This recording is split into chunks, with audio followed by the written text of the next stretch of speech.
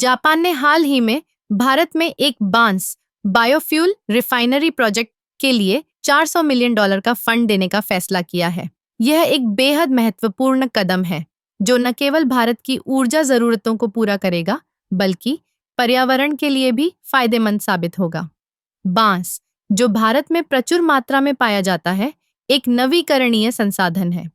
इसकी वृद्धि दर बहुत तेज होती है और यह कार्बन डाइऑक्साइड को अवशोषित करने में भी मदद करता है।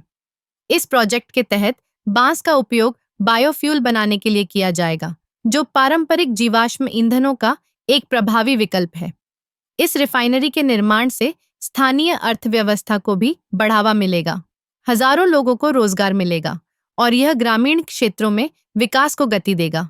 बांस की खेती को बढ़ावा देने से किसान भी लाभान्वित होंगे, क्योंकि वे एक नई फसल उगाने में सक्षम होंगे जो उन्हें आर्थिक स्थिरता प्रदान करेगी। जापान का यह निवेश भारत और जापान के बीच की मजबूत साझेदारी को भी दर्शाता है। दोनों देशों के बीच तकनीकी सहयोग और ज्ञान का आदान प्रदान होगा, जिससे भारत को बायोफ्यूल तकनीक में नई ऊंचाइयों तक पहुंचने में मदद मिलेगी। इस प्रोजेक्ट का एक और महत्वपूर्ण पहलू यह है कि यह भारत की ऊर्जा सुरक्षा को मजबूत करेगा।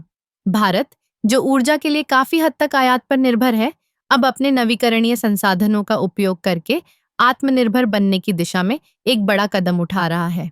बांस बायोफ्यूल रिफाइनरी प्रोजेक्ट न केवल ऊर्जा उत्पादन में मदद करेगा, बल्कि यह जलवायु परिवर्तन के खिलाफ लड़ाई में भी एक महत्वपूर्ण भूमिका निभाएगा।